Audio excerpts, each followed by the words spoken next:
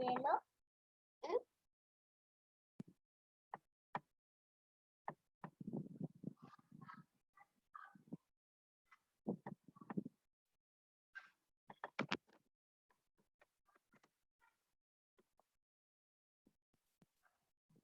लगता नहीं करोगे? पकड़ के करो।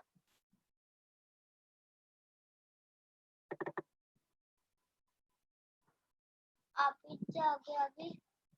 हाँ।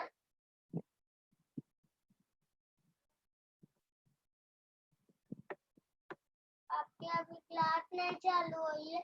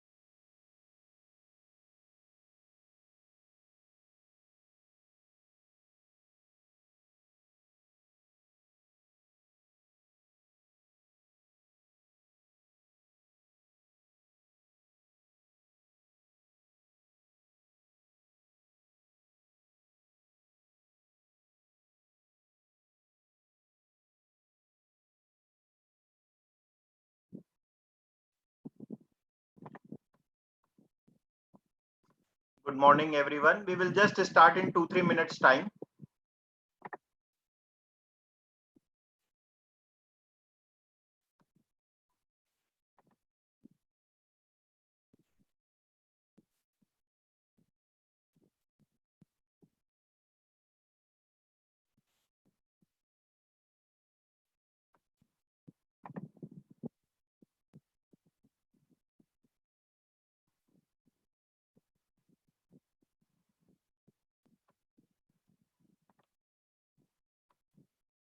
तन्मय, तुम्हारा जो डाउट है वो मुझे फोन कर लेना, उसमें एक्सप्लेन कर दूंगा, ठीक है?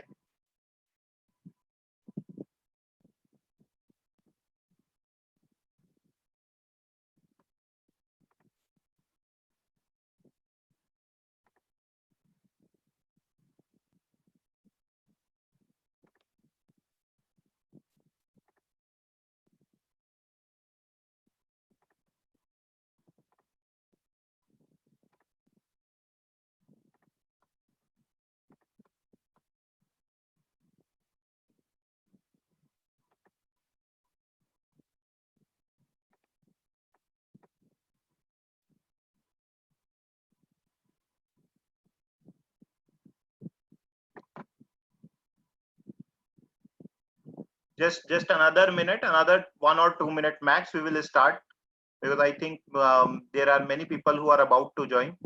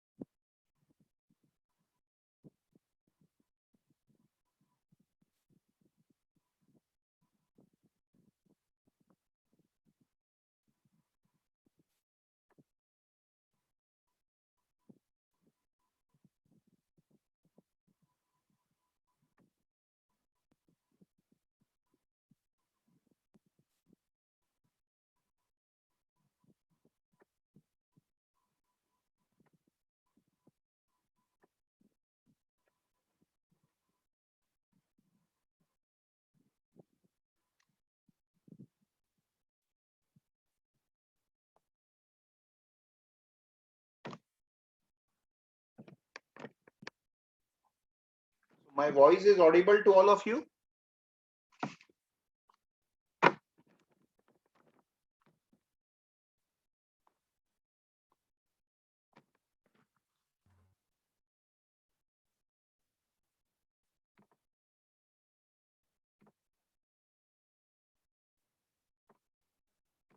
Okay, great. So let us start with today's topic, and a very interesting topic, very a topic that you will find relevance in our day-to-day life yet again, contracts. और मेरे ख्याल से कॉन्ट्रैक्ट्स का कुछ पार्ट जो commerce लिए हैं, हो सकता है वो अपने 11th-12th में भी पढ़ें, ठीक है, कुछ part. Alright, I don't no किस सब्जेक्ट में आता होगा, बिकॉज मैं उस बैकग्राउंड का नहीं हूँ, बट आई नो कि ये आता होगा 11th-12th के कुछ पार्ट में, ठीक है? तो चलो स्टार्ट करते हैं टॉपिक। ओके, आप लोग मुझे बताओ, कॉन्ट्रैक्ट से आपको क्या लगता है? What do you think is the meaning of this void contract? Notes बनाते रहना, बस आपसे मैं पूछ रहा हूं अभी, फिर अपन आगे तो मैं पूरी चीजें बताऊंगा ही। डील, ओके, अदिति प्रसाद बोल रही डील, याशिका बोल रही legal binding to do some work, very good.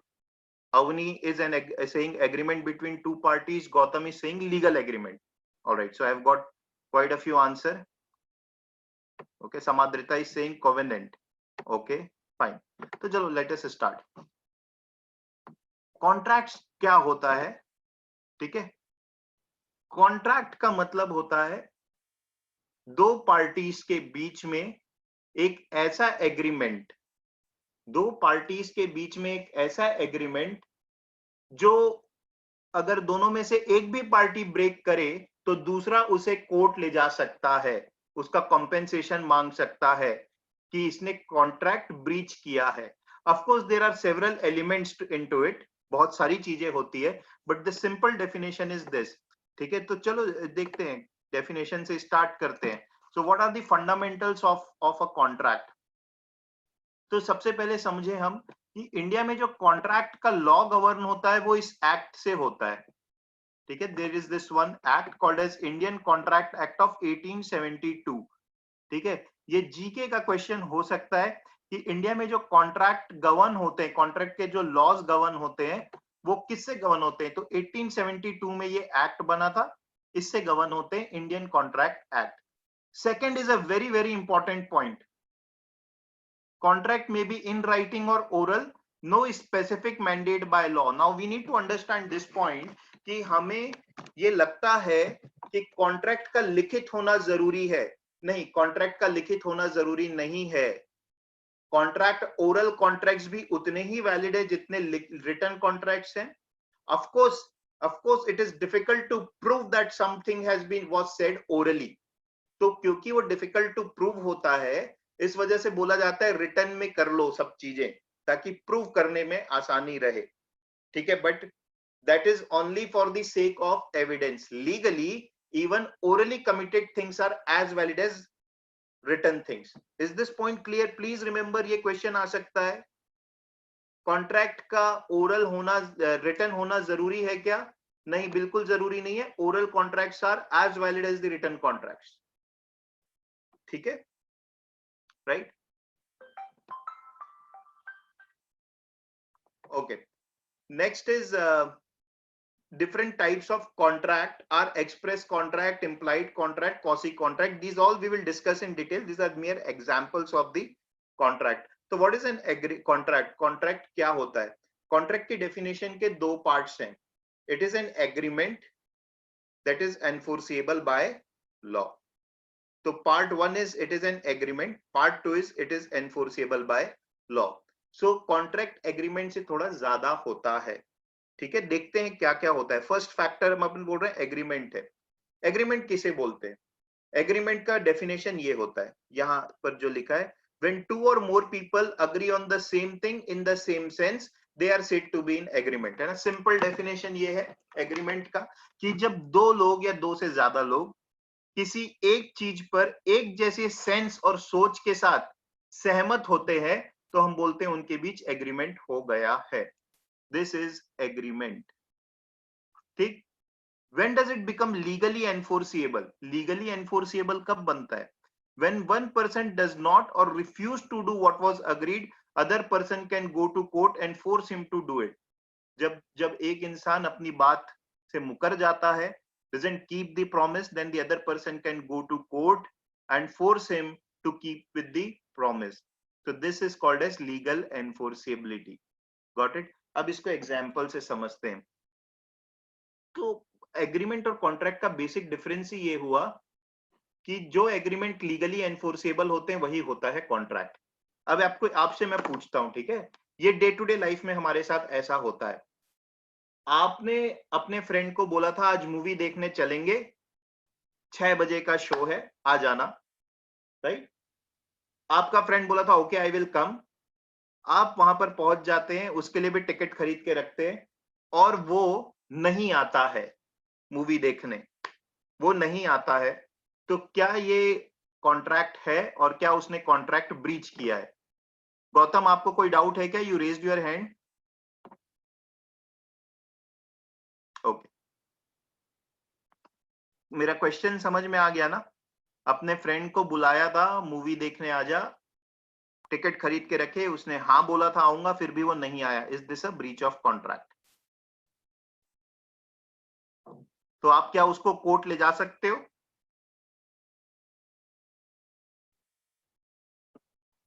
Okay, जो लोग नो बोल रहे हैं वो क्यों नो बोल रहे हैं, मैं ये जानना चाहूंगा। जो लोग नो बोल रहे हैं वो क्यों नो बोल रहे हैं? बहुत सारे लोगों ने नो बोला है, कुछ लोगों ने यस भी बोला है। अदिति कह रही कोई लॉफुल चीज नहीं है। क्या मूवी देखना लॉफुल नहीं है? इलीगल है क्या? अनलॉफुल है क्या मूवी देखना? सेलेना आप ये मिस किए हो, शायद आप बोल रहे हो कि कोई एग्रीमेंट साइंड नहीं है। मैं फिर से दोहरा रहा हूं, ये गलती बार बार करते हैं लोग। कॉन्ट्रैक्ट का लिखित होना जरूरी नहीं है। पढ़िए second point, even oral contracts are valid. तो जरूरी नहीं कि लिखित करके साइन करके दोगे तो ही है, ऐसा कुछ नहीं होता। लॉ तो बोलेगा बोला है तब भी कॉन्ट्रैक्ट है। हाँ, डिफिकल्ट टू प्रूव होता है, that is a different thing, but that doesn't bother law. ठीक है, वो हम लोग लिखित में एग्रीमेंट और वो बॉन्ड पेपर में इसलिए करते हैं कि सबूत रहता है। ठीक है, डेफिनेटली कुछ चीजों के लिए जरूरी है, कुछ चीजों के लिए एग्रीमेंट पेपर में, बॉन्ड पेपर में होना जरूरी है, बट मियर ऐसी चीजों के लिए नहीं। ठीक है सेलिना, आप आई होप वो पॉइंट क्लियर है कि साइन तो नहीं किया था।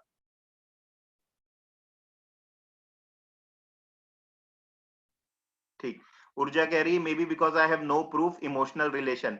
ओके ठीक, देखो इसको ऐसे सोचते हैं कभी भी। ठीक है, आप इंडिविजुअली क्या सोच रहे हो उससे फर्क नहीं पड़ता। सोसाइटी का कोई नॉर्मल इंसान, हमेशा ऐसे सोचना, सोसाइटी का कोई नॉर्मल इंसान, क्या उसका दोस्त मूवी देखने टाइम पे नहीं आया या नहीं आया उसके लिए कोर्ट जाएगा क्या? और कोर्ट अगर गया तो क्या कोर्ट को इन छोटे मोटे मुद्दों पर बातचीत करनी भी चाहिए क्या? अगर उसका आंसर ना है तो वो लीगली एनफोर्सिएबल नहीं है। देखिए इसकी कोई लिखित चीज नहीं होती है। कैसे लिखित चीज देगा कि टिकट के लिए नहीं आया तो कोर्ट मत आना, इसके लिए आया तो कोर्ट आ जाना? तो ये क्या देखते हैं, ये कॉमन सेंसिकल चीजें हमें देखना है। कॉमन सेंसिकल है कि क्या सोसाइटी का कोई नॉर्मल इंसान क्या बोलेगा यार। और एक और छोटा सा एग्जांपल देता हूं, आप ऐसा बहुत होता है, आप अपने दोस्त को बोलते हो मेरा होमवर्क कर दे, तेरे को मैं ट्रीट दूंगा। उसने होमवर्क कर दिया, आपने ट्रीट नहीं दिया। उसने होमवर्क कर दिया, आपने ट्रीट नहीं दिया।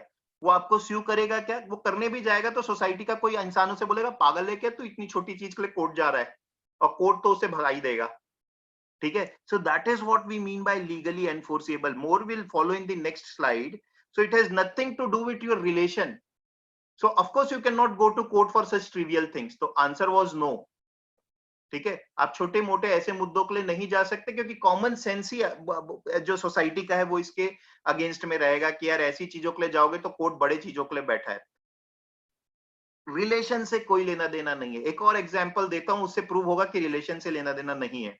आपका फ्रेंड और आपके बीच में बातचीत हुई थी, बात लिखित नहीं बोल रहा हूं अभी भी, फिर भी ध्यान रखेंगे, even oral things are contract. आपका फ्रेंड और आपके बीच में बातचीत हुई थी कि वो आपका लैपटॉप 1000 रुपीज में लेगा, for example, just for example. ठीक है, तो आप बोले ठीक है अभी 100 रुपए एडवांस दे दे और 10 दिन बाद ले जाना। आपने 100 रुपए उससे ले लिए और 10 दिन बाद लैपटॉप भी नहीं दिया। Now can he go to court for this and will court entertain this? आप बताइए, लॉजिकली सोचना, ये अलग मुद्दा है पहले वाले से।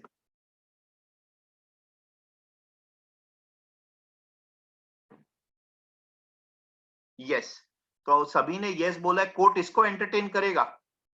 Yes, yes, he can go to court and court will entertain this. तो ये फ्रेंड वाला चीज तो हट ही गया। इसको क्यों एंटरटेन कर रहा है? क्योंकि यहां पर मुद्दा ऐसा हो गया है कि वो बेईमानी कर रहा है। दिस इज ऑफ कोर्स बेईमानी। तो लॉ तो कॉमन सेंस सोसाइटी का यही बोलेगा यार इसकी बेईमानी को आज नहीं रोका गया तो he will again commit same kind of thing tomorrow. Money नहीं याशिका, ये जहां पर भी देखो थोड़ा सा इमोरल चीज दिख रही है, their society will say कि no this is immoral against the norms of the society। तो मनी 1 रुपए भी होता या 1 लाख रुपए होता, उसका फर्क नहीं है। यहाँ पर इंटेंशन था वो बेवकूफ बनाने का था, वो मैटर कर रहा है। ठीक है, तो ऐसा बिल्कुल भी नहीं है कि 100 रुपए था तो मैं नहीं जाऊंगा, वो that is your call. But law will entertain even 1 rupee for that matter. उनके लिए पैसों की वैल्यू नहीं है, मतलब पैसों को वो वैसे वैल्यू के तौर पे नहीं देखेंगे, बस कुछ कॉन्क्रीट होना चाहिए। ठीक है, राइट? Is it okay? समझ में आया लीगली एनफोर्सिबिलिटी फैक्टर क्या होता है?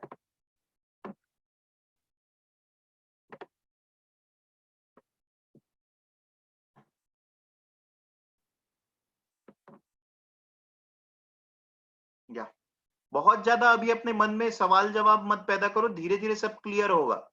आगे अभी अपन और बढ़ेंगे। ठीक है, यहां तक के चीजें क्लियर है क्या? नई कहानी मत सोचने लगना ऐसे में वैसा होगा क्या। जितना बात मैंने बताया, is that clear? Okay great, तो 7-8 लोगों ने बोल दिया, I think that should be it. जिनको डाउट है वो डाउट पूछ सकते हैं ना डाउट में, बट नए क्वेश्चन खुद मत बनाना। अब और क्लियर होगा इस स्लाइड के बाद। अब आपसे क्या पूछ रहा है, क्या सारे एग्रीमेंट कॉन्ट्रैक्ट हैं? नो, सारे एग्रीमेंट कॉन्ट्रैक्ट नहीं है, बट सारे कॉन्ट्रैक्ट जो है वो एग्रीमेंट होंगे, है ना, क्योंकि कॉन्ट्रैक्ट की तो डेफिनेशन में ही बोला था, एक कॉन्ट्रैक्ट की डेफिनेशन में क्या था, एग्रीमेंट होना चाहिए, यानी सारे कॉन्ट्रैक्ट एग्रीमेंट तो होंगे ही, और जो एग्रीमेंट लीगली एनफोर्सिबल बन जाते हैं वो होता है कॉन्ट्रैक्ट। तो वही तो डेफिनेशन थी हमारी। ये सर्कल भी देखो थोड़ा, all contracts are agreement but all agreements are not contract. देखो, not all, however all contracts are agreement. A reasonable, यही चीज मैं बोल रहा था, a reasonable person should think that parties intended to enter into legally binding relationship. मतलब आप और मैं ऐसी बात किए थे कि होमवर्क करेगा तो मैं आइसक्रीम खिलाऊंगा, और अगर मैं आइसक्रीम नहीं खिलाता तो तू मेरे अगेंस्ट केस फाइल कर देना। हम दोनों के बोलने से ऐसा कुछ नहीं होता। मैंने नहीं खिलाई आइसक्रीम तब भी आप केस फाइल नहीं कर सकते। आपके मेरे बोलने से कुछ नहीं होता। क्यों नहीं होता? क्योंकि क्या बोल रहा है सोसाइटी का एक रीजनेबल इंसान क्या सोचता है, ऐसी चीजों में इंटेंशन था क्या, बोलना नहीं। इंटेंशन का मतलब कॉमन सेंस, सोसाइटी के हिसाब से ऐसी चीजों में कॉमन सेंस ये बोलता है क्या लीगली बाइंडिंग रिलेशनशिप होना चाहिए? नहीं बोलता है। तो आप कुछ भी बोलो, ये तो हंसी मजाक की ट्रिवियल चीजें बोलते हैं। कोर्ट की लैंग्वेज में इसे ट्रिविया बोलते हैं। Court doesn't focus on the trivial aspects, ठीक है, राइट? सो यही चीज हम बोल रहे थे बार बार। So legally binding relationship is a relationship which legally binds obligation, from which legally binding obligation arises. Intended, there must be a mental state to create a legal binding relationship. ये important होता है, मेरी जबान important नहीं है, mental state होना चाहिए legally binding relationship बनाने का। तो जब मैं लैपटॉप का 100 रुपए एडवांस ले रहा हूं, तो my action itself shows that I am committing myself to give you the laptop, and his intention shows that he wants to buy it. इसके बाद अगर ब्रीच हुआ तो वो कोर्ट में जा सकता है, ठीक है? ये पढ़ लो, आपको ये क्लियर हो जाएगा। मैं वही बात को दोहरा रहा हूं, ये वाला भी आप पढ़ लो, बॉक्स ग्रीन वाला, and it should be clear to you now.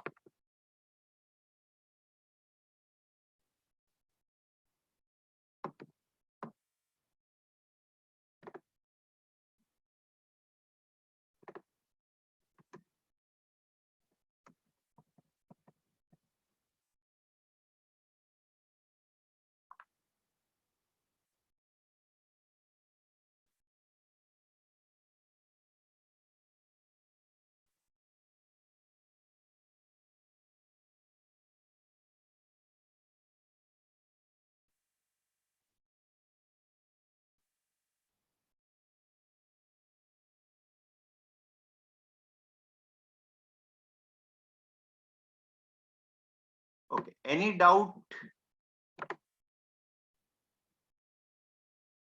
Yashika, we will come to that. आपका जो क्वेश्चन है ना, what are the factors which show agreement apart from mental stage, वो तो डिटेल में आएंगे। अभी अभी तो हम सिर्फ डेफिनेशन देखें एक लाइन की।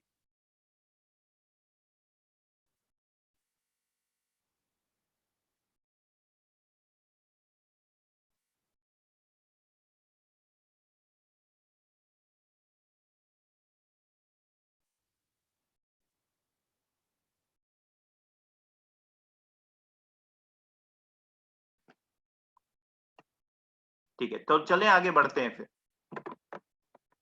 ओके, अब क्या था, हमने वो बॉक्स देखा था ना आपने, एक एग्रीमेंट में क्या होना चाहिए, ऑफर एंड एक्सेप्टेंस, ठीक है? एग्रीमेंट में ऑफर एंड एक्सेप्टेंस होना चाहिए।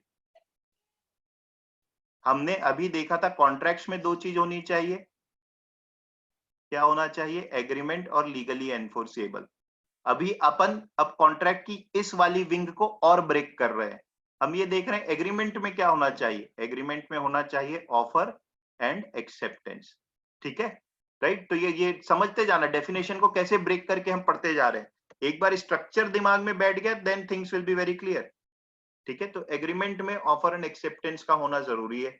अगर ऑफर एक्सेप्टेंस नहीं होगा तो एग्रीमेंट नहीं होगा, एग्रीमेंट नहीं होगा तो कॉन्ट्रैक्ट नहीं होगा, सिंपल सी बात है। Offer and acceptance, as you can jolly well understand, Offer matlab A makes the offer to B accepts the offer, we have a contract between A and B. Of course there are other elements to it, but we are saying कि at least agree तो कर रहे हैं, ठीक?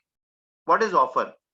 For example, I want to sell you my watch for ₹100. This is an offer. अब किसी भी offer में ना दो चीजें होती है, हमेशा समझना, ये इंपॉर्टेंट है. कोई भी ऑफर में दो चीजें होंगी. एक होगा सब्जेक्ट, सब्जेक्ट यानी जिसके वजह से मैं ऑफर दे रहा हूं, the prime purpose of the contract. दूसरा होगा उसके बदले मुझे क्या मिल रहा है, that is called as consideration. ठीक है, ठीक है, इसे हम ऑब्जेक्ट बोलते हैं, वैसे सब्जेक्ट नहीं, ऑब्जेक्ट है ये. ठीक है. सो इन एन ऑफर या in an agreement two things are essential. It should have an object, object मतलब पर्पस. दूसरा, उस पर्पस के बदले मुझे भी कुछ मिलना चाहिए. तो मैं आपको लैपटॉप, हम आपकी और मेरी जो डील हुई वो ये हुई कि मैं लैपटॉप दूंगा फॉर ₹1000. तो the object of this contract is the laptop, जिसके वजह से ये कॉन्ट्रैक्ट बन रहा है. उसके बाद बदले में जो मुझे मिल रहा है वो मेरा कंसिडरेशन हुआ. ठीक है, मैं जो काम कर रहा हूं उसके बदले में जो मुझे मिला वो हुआ कंसिडरेशन. ठीक है, राइट, समझ में आया? तो सभी चीजों का ऑब्जेक्ट होता है. फॉर एग्जांपल आप घर परचेज करने जा रहे हैं तो उसमें एग्रीमेंट होता है बिल्डर और आपके बीच. तो in that entire contract the object is the house and the money transacted for that house is the consideration that you are paying to the builder. Got it? Got it? What is watch and sorry, what is object and what is consideration?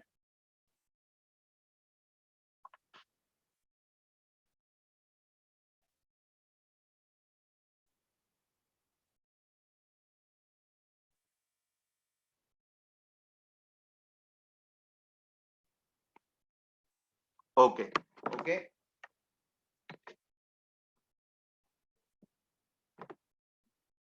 Okay.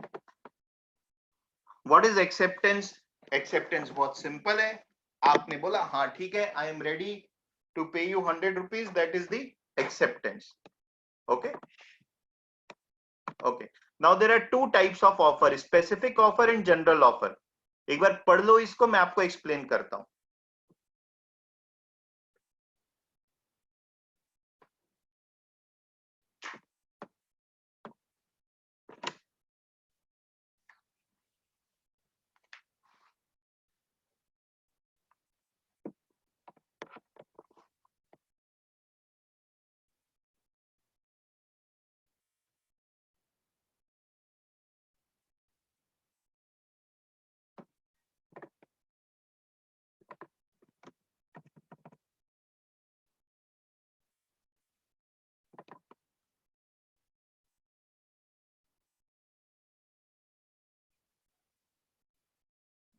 Okay, पढ़ा, very simple, I think self explanatory, but फिर भी मैं बता देता हूं. Offer दो तरीके के हो सकते हैं, स्पेसिफिक ऑफर या general offer.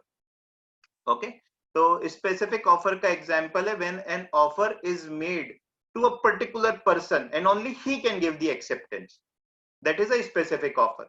General offer is I am making an open offer and anybody can accept it. ठीक है, when the offer is made to the public at large and not to any specific person, it is called a general offer, right? जैसे कि example is given, America advertised in the newspaper that if anyone find Al-Jawari, Taliban chief, the person will get $10 million. So this is a general offer. Whosoever brings this person will get this much money. Over here, it is a general offer by America, and it will become a contract when someone finds Al-Jawari. Got it? So if somebody finds and brings it to US, America, that is, America needs to pay the person $10 million because they have made an offer and the person has accepted it. So that's a general offer. General offer is meant to anyone. ठीक है? Sorry. Okay. Now offer and acceptance के दो essential requirements है. अभी तक के हम कहां पर है, फिर से रिपीट कर रहा हूं. कॉन्ट्रैक्ट के दो डेफिनेशन के दो पार्ट थे, एक एग्रीमेंट, एक था लीगली एनफोर्सेबल. हम अभी एग्रीमेंट ही पढ़ रहे हैं, उसमें एग्रीमेंट में दो चीजों का होना जरूरी है, ऑफर और एक्सेप्टेंस. हम उनके बारे में पढ़ते जा रहे हैं अभी, ऑफर और एक्सेप्टेंस के बारे में. ठीक है, राइट? तो इसके लिए दो एसेंशियल रिक्वायरमेंट है। पहला, ऑफर और एक्सेप्टेंस दोनों का कम्युनिकेशन होना जरूरी है, दोनों का कम्युनिकेशन होना जरूरी है। अगर मैंने ऑफर कम्युनिकेट ही नहीं किया है तो ऑब्वियसली कोई उसे एक्सेप्ट नहीं कर सकता, और अगर मैंने ऑफर कम्युनिकेट किया है बट तुमने एक्सेप्ट नहीं किया है तो मुझे पता कैसे चलेगा? So communication is very essential, right? This is a very very important question and a classic case. इसको थोड़ा पढ़ो और बताओ क्या होगा, ध्यान से पढ़ना।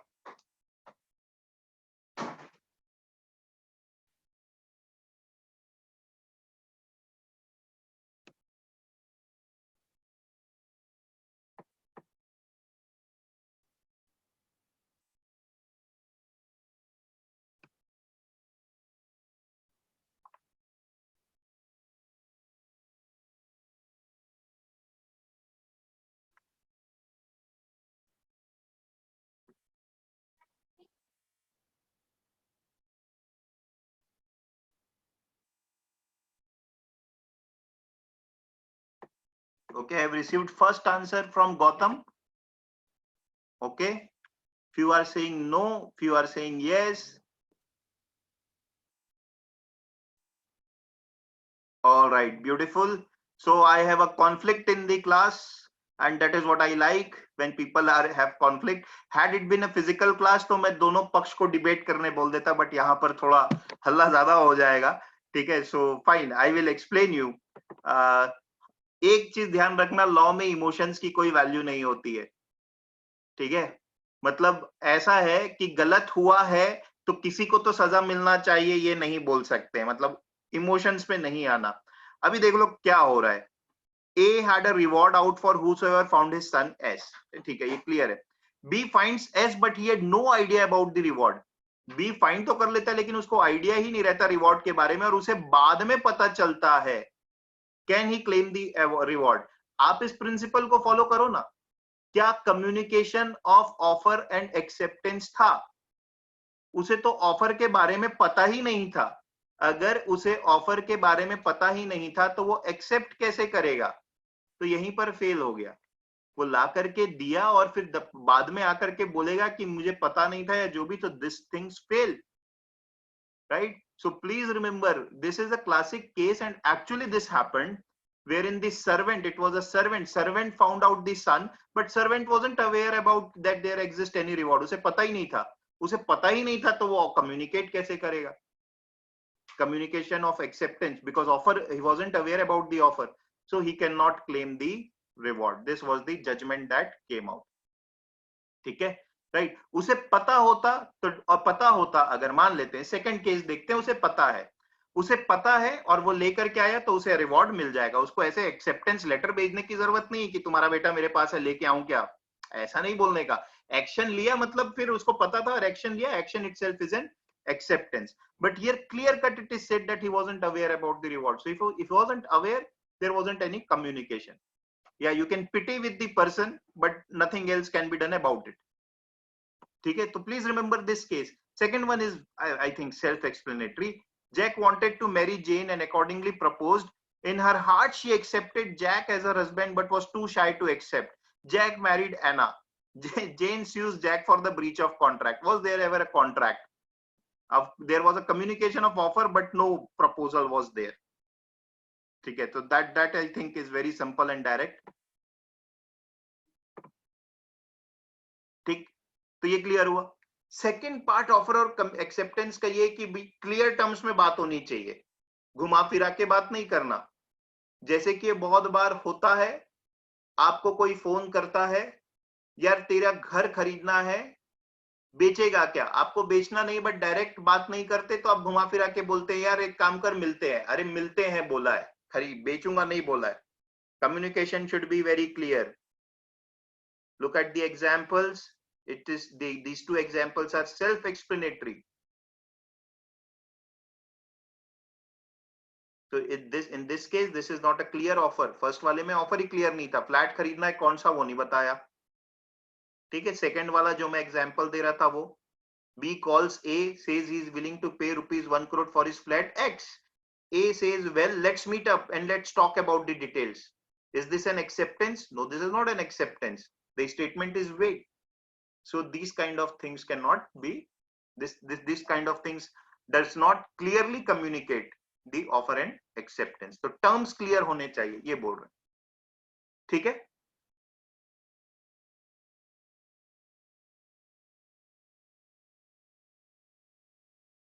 Can I move ahead? You are writing something?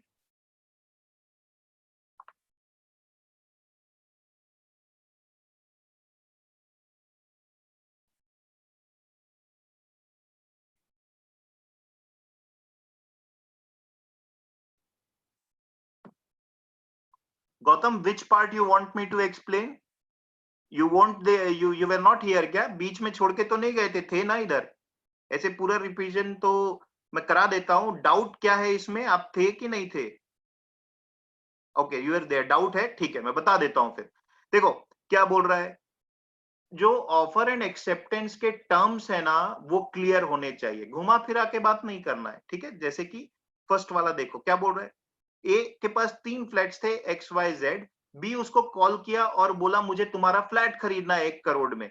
कौन सा फ्लैट वो नहीं बताया, तो ऑफर ही क्लियर नहीं दिया. ये बोल रहा है टर्म्स क्लियर होने चाहिए, ये वाला खरीदना है. दूसरा एग्जांपल दे रहा है, बी ए को बोलता है कि 1 करोड़ में एक्स वाला फ्लैट खरीदना है. ए बोलता है चलो मिलके बात करते हैं. तो वो एक्सेप्टेंस क्लियर है क्या? नहीं, क्योंकि वो बोल रहा है मिलके बात करते हैं. उसने थोड़ी बोला हाँ. तो बोलने का मतलब ये है ऑफर भी क्लियर होना चाहिए, ये मेरा ऑफर है, और एक्सेप्टेंस भी हाँ या ना क्लियर होना चाहिए कि ये मैं एक्सेप्ट कर रहा हूं या नहीं कर रहा हूं. घुमा फिरा करके अनक्लियर बातें are not offer and acceptance. Is this clear now to you Gautam? Okay fine. Okay okay. अब ये दो और इंपॉर्टेंट चीजें, बड़ी मजेदार चीज है ये, ठीक है? इसके पहले ना मैं एक और टर्म आपको बताता हूं. इनविटेशन टू ऑफर के पहले मैं एक और टर्म आपको बताता हूं. काउंटर ऑफर क्या होता होगा, सोचो तो. काउंटर ऑफर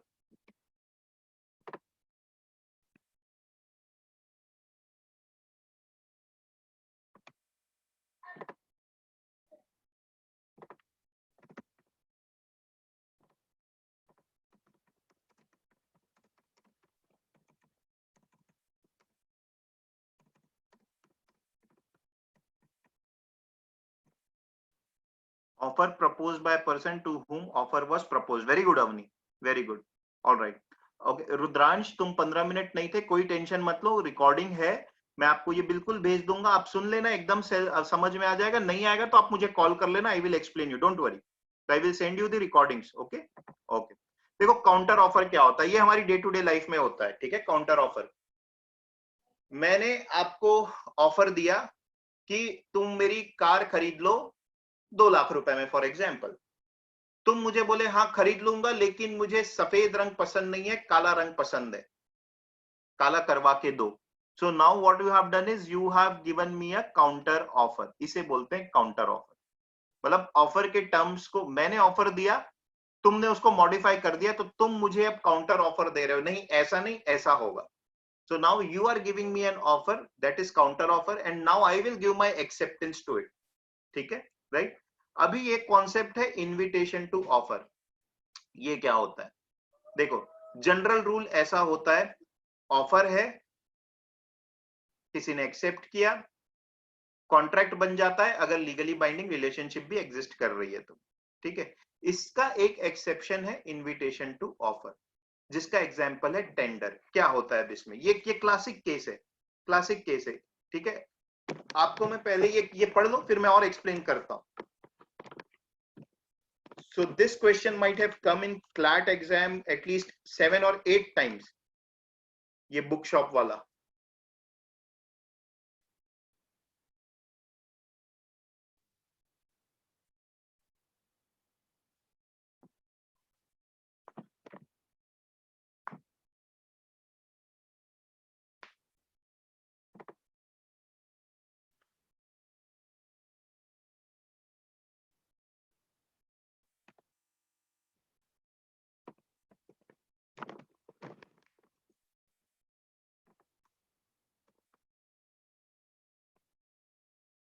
पढ़ा आपने?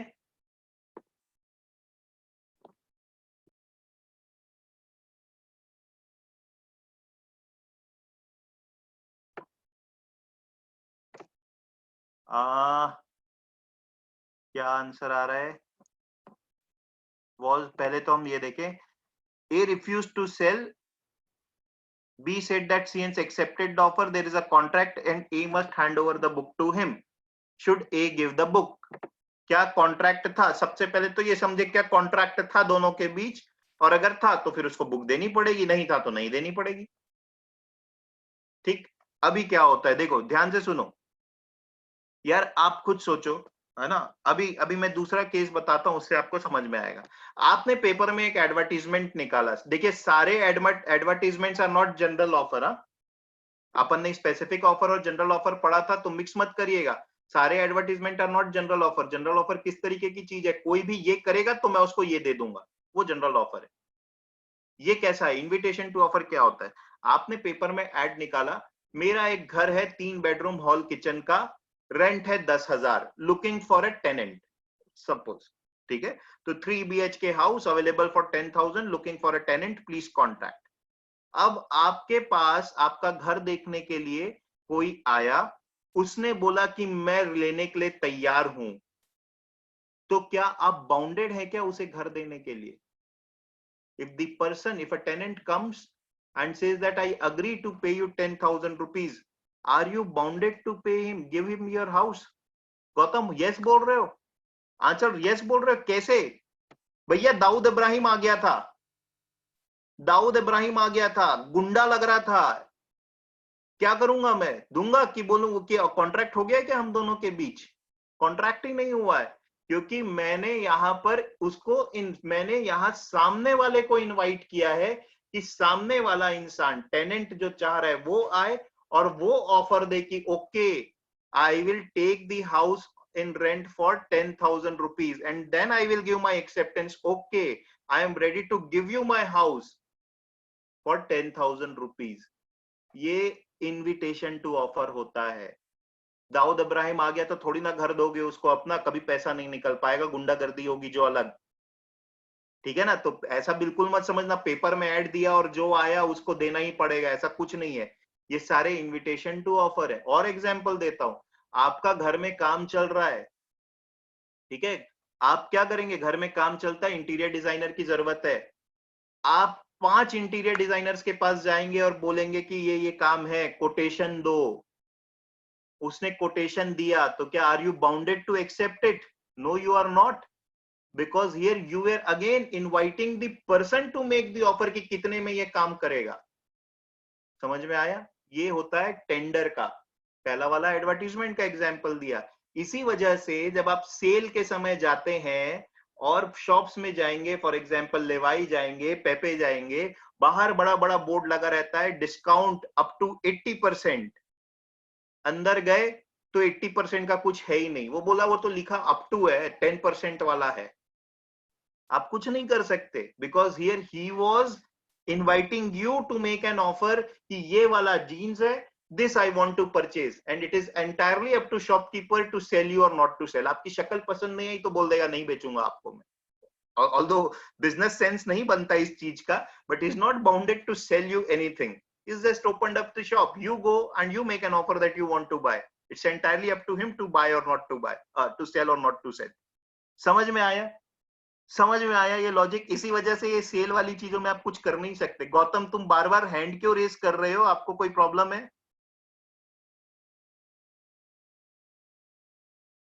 तो ये वाले में क्या होगा? ये भी सिंपल है, बुक वाले का मन है भाई, उसको देना है देगा, नहीं देना है नहीं देगा, नहीं देगा वो, उसको शक्ल नहीं पसंद आई होगी, नहीं दूंगा तुमको, दुश्मन हो मेरे, whatever the reason might be. So answer is there was no contract, because here the book keeper actually asked the customer कि वो आकर के ऑफर दे कि उसे बुक खरीदना है। समझ में आ रहा है? ये बहुत लॉजिकल भी है बेटा, ये बहुत लॉजिकल है, क्योंकि ऐसी चीजों में आप जानते नहीं हो कि सामने वाला इंसान कौन है। जब आप जानते ही नहीं हो सामने वाला इंसान कौन है तो इट इज वेरी रिस्की कि आप ऑफर दो और वो एक्सेप्ट कर ले, तो you are bounded by it. So this concept is very logical, ठीक है, right? All right. Second rule है कॉन्सेप्ट ऑफ पोस्टल रूल या non instantaneous mode of communication. ये चीजें ना पहले काफी ज्यादा यूजफुल हुआ करता था ये रूल, अभी के समय में कम हो गया है। पहले ये यूजफुल क्यों हुआ करता था? क्योंकि generally non instantaneous mode of communication बहुत ज्यादा था, टेलीफोन उतने ज्यादा एग्जिस्ट नहीं करते थे।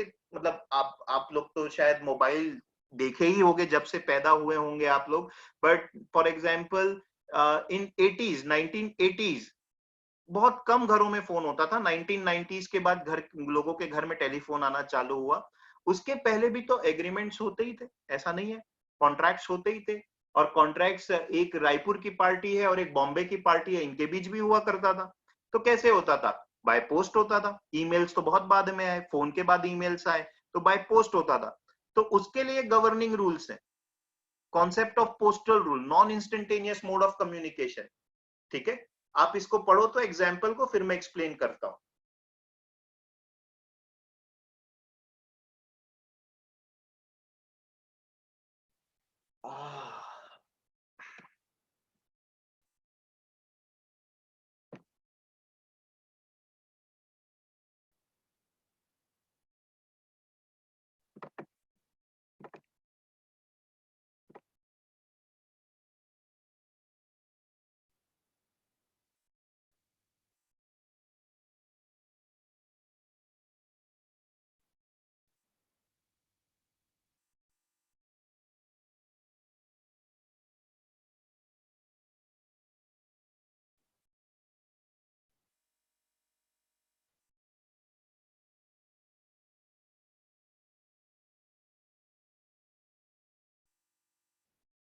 या पढ़ लिया आप लोगों ने?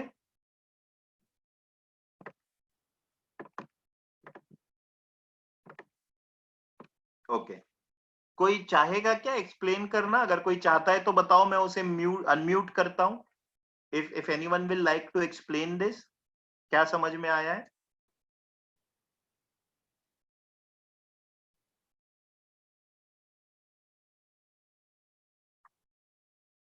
Anybody who will like to explain? Okay, Yashika आपको अनम्यूट करता हूं फिर मैं, ठीक है।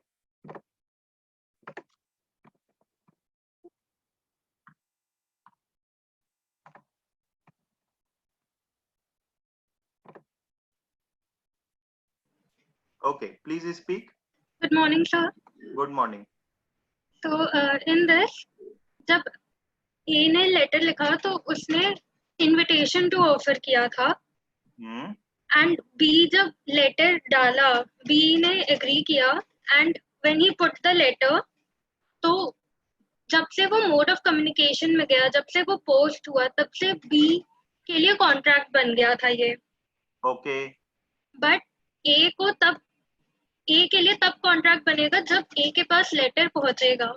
That is the 15th day in this case.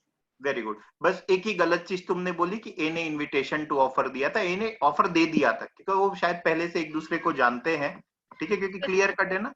He wants to sell his house to him, specific है। Okay, but very good, well explain, पूरी चीज सही थी बाकी, ठीक है। Okay, thank you. तो ये क्या बोल रहा है? अब इस केस में क्या हो रहा है, यहाँ पे देखो मैं बता रहा हूं। ऑफर जो दे रहा है, ऑफरर और एक्सेप्टर दोनों अलग अलग जगह पर हैं, ठीक है। ऑफरर और ऑफरी बोल देता हूं, या एक्सेप्टर, जो भी आप बोलना चाहें, दोनों अलग अलग जगह पर रहते हैं। मान लेते हैं 5th of August को ऑफरर ने एक अपना पोस्ट किया, कॉन्ट्रैक्ट जो भी पोस्ट किया कि मैं ये चीज करना चाहता हूं विथ एक्सेप्टर। एक्सेप्टर को वो मिला 10 अगस्त को, ठीक है। And the very same day या अगले दिन 12th अगस्त को एक्सेप्टर इस लेटर को वापस पोस्ट कर देता है, यस आई एम रेडी, मतलब कॉन्ट्रैक्ट को साइन करके भेज देता है, कॉन्ट्रैक्ट इसकी तरफ से साइन हो गया है।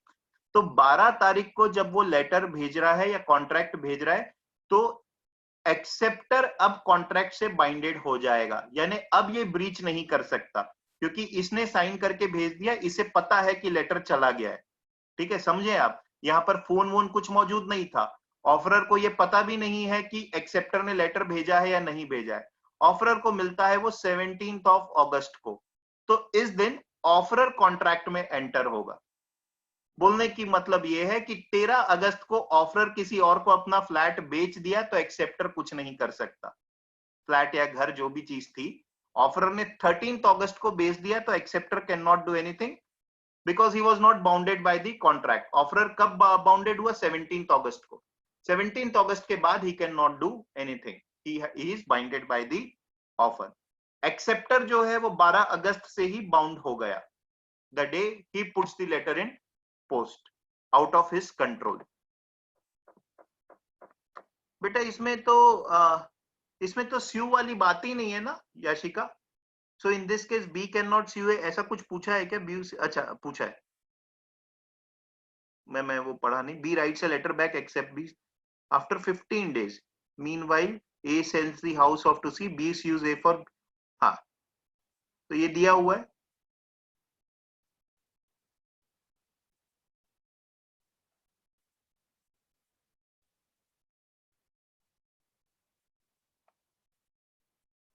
हाँ तो इसके में कैन नॉट से बी क्या बोल रहा है, आप इसको ठीक से पढ़ो। अच्छा लैंग्वेज थोड़ी कंफ्यूजिंग है, ठीक है, तो ये वही तो बोल रहा है, मैं जो चीज बोली उसको दूसरे वर्ड्स में बोल रहा है। बी स्यू कर दिया है, स्यू कर दो, स्यू करने में क्या आता है। B was bound by his acceptance on the day he put the letter in mode of communication, ठीक है। A was bound by B's acceptance only when A gets the letter, that is 15th day, तो A तो bounded ही नहीं है ना। नीचे लिखा है ना, till the time A is not bound by the contract, as far as A is concern there is no contract. तो ए के लिए तो कोई कॉन्ट्रैक्ट ही नहीं था, वही चीज तो मैं कह रहा हूं, उसको दूसरे वर्ड्स में लिख दिया है। तो ये कॉन्ट्रैक्ट ए के पॉइंट ऑफ व्यू से वैलिड ही नहीं है, तो उसके अगेंस्ट कुछ नहीं होगा, that is what we are saying. ठीक है, is it clear everyone? I want response from all.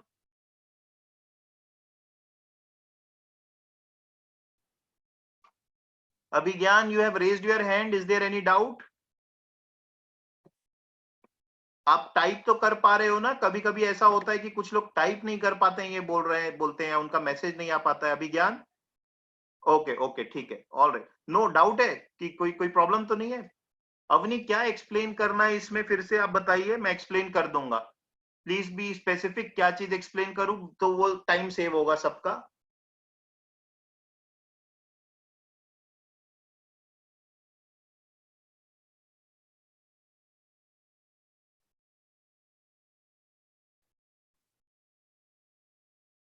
देखो मैं फिर से बता देता हूं जल्दी से, थोड़ा क्या बोल रहा है।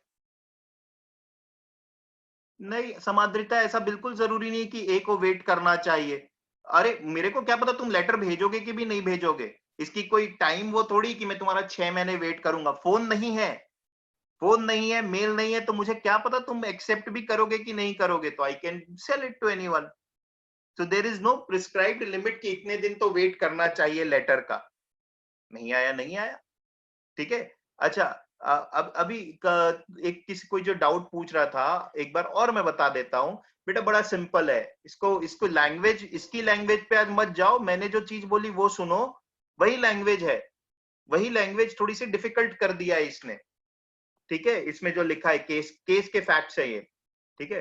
तो क्या बोल रहे हैं, आपने ऑफर जिस दिन दिया है, आप अगर ऑफरर हो, अपना फ्लैट बेचना चाह रहे हो, आपने ऑफर दिया, बाय पोस्ट कॉन्ट्रैक्ट भेजा, मेरे पास आया वो 10 अगस्त को।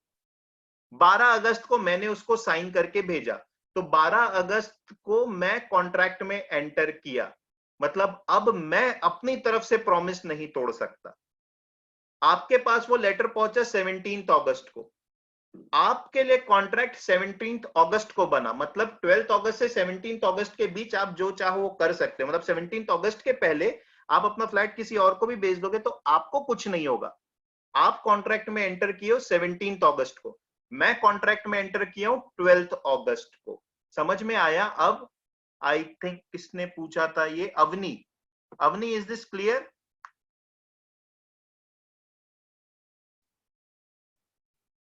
यस, आप बड़ा कॉमन सेंस सेंसिकल एक एग्जांपल और दे रहा हूं ना, एग्जाम फॉर्म्स, ठीक है। आप देखो, कॉलेजेस जब एग्जाम फॉर्म्स निकाल रहे हैं तो वो आपको ऑफर नहीं दे रहे हैं। आप पहली चीज तो कॉलेजेस के फॉर्म्स इनविटेशन टू ऑफर होते हैं, वो आपको ऑफर दिया और आप फॉर्म साइन कर दिए, तो ऐसे तो सबका आईआईटी और एनएलएस बैंगलोर में ही सिलेक्शन होगा।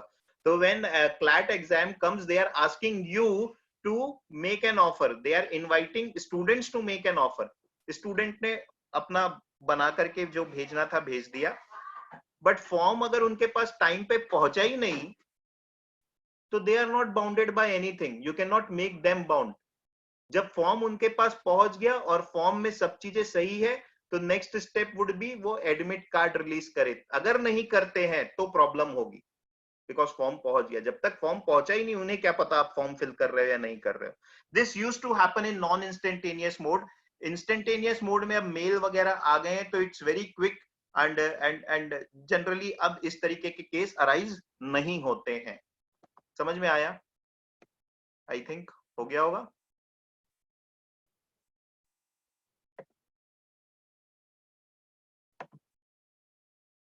ठीक है, याद रखें क्वेश्चन सॉल्व करते समय सिर्फ और सिर्फ प्रिंसिपल को फॉलो करेंगे. इधर उधर की बात जो प्रिंसिपल में मेंशन्ड नहीं है उसको अप्लाई नहीं करेंगे. जो लोग पहले से क्वेश्चंस ये एग्जांपल में दिया हूं, बट ध्यान रखें फॉलो प्रिंसिपल, फॉलो दिस. इसको अप्लाई करके आंसर निकालना है.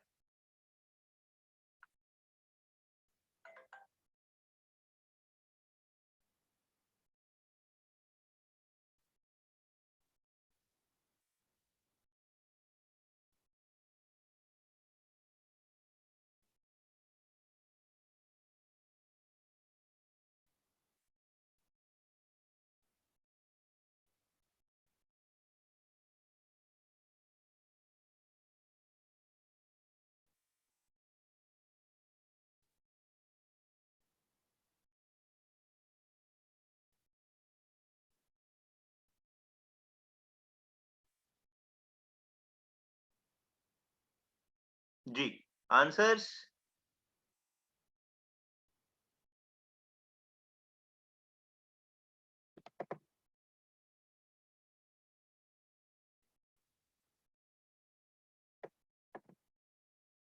Very good. Tanmay, Gautam, Anchal, Anas, 4 answer मिले. चारों सही हैं. और लोग भी बताएं. Yes, Aditi is also right.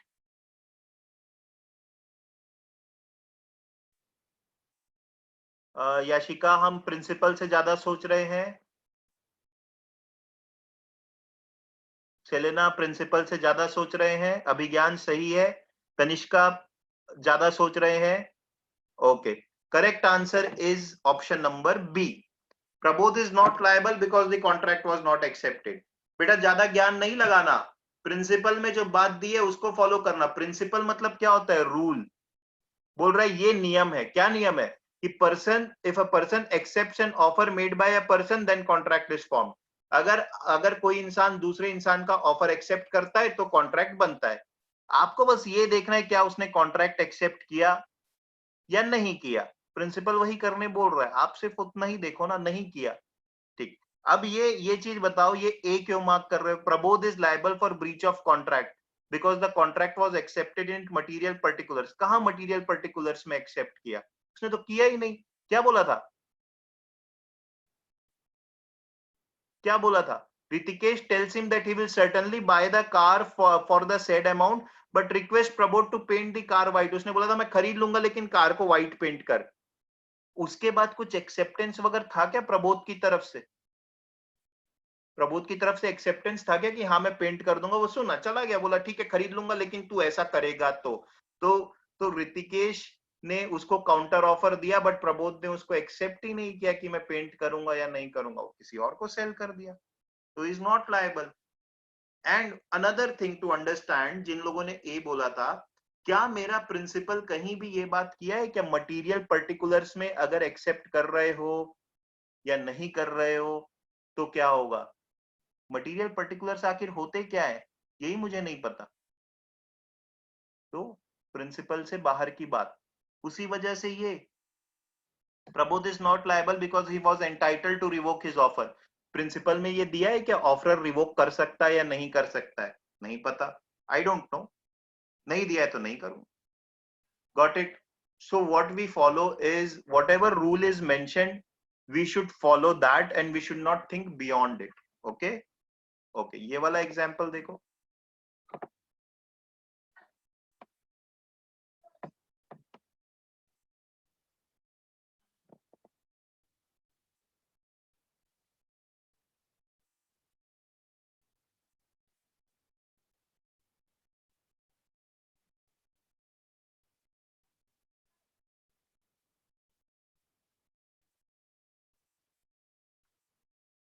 दो ऑप्शंस क्लोज है, लॉजिकल होकर के आंसर देना।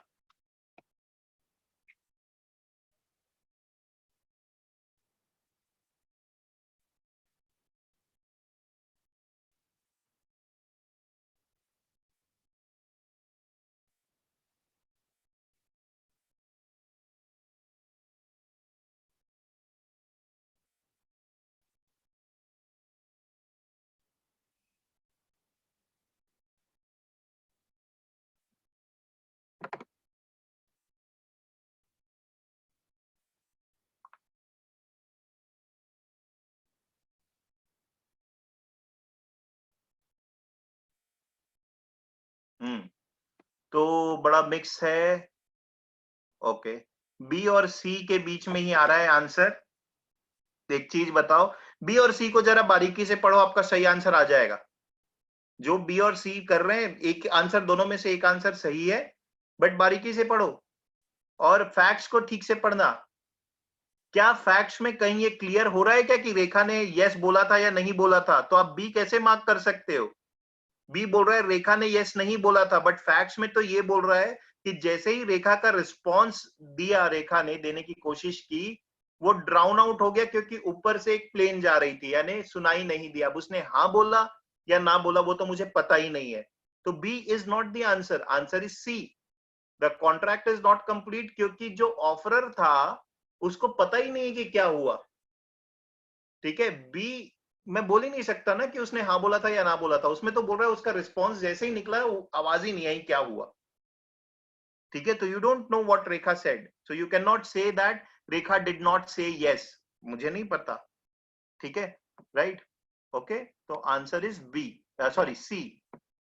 सी समझ में आया? जो लोग बी बोल रहे थे उनको अपनी गलती समझ में आई?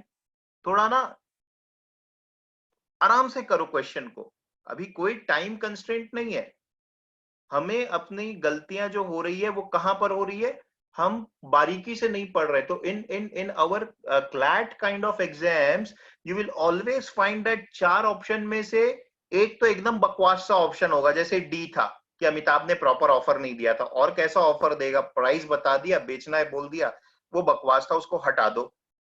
एक ऑप्शन एकदम बकवास होगा, एक आध को और आप एलिमिनेट कर सकते हो, बट दो ऑप्शन थोड़े आसपास वाले देते हैं जिनमें हमें थोड़ा सा ध्यान कर देना जरूरी होता है। ठीक है,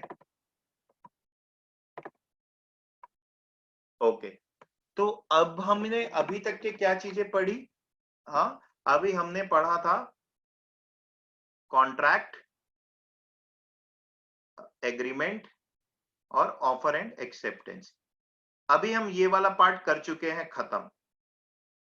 अब हम करेंगे दूसरा पार्ट चालू, लीगली एनफोर्सिएबल। तो किसी ने मुझसे पूछा था, शायद याशिका ने पूछा था, एग्रीमेंट में और क्या चीजें होनी चाहिए? ये कॉन्ट्रैक्ट बनने के लिए लीगली एनफोर्सिएबल के एलिमेंट्स होते हैं, अब वो होना चाहिए। ठीक है, देखते हैं क्या क्या। ठीक है, ये बहुत ही इंटरेस्टिंग है, बड़ा मजा आएगा इसमें।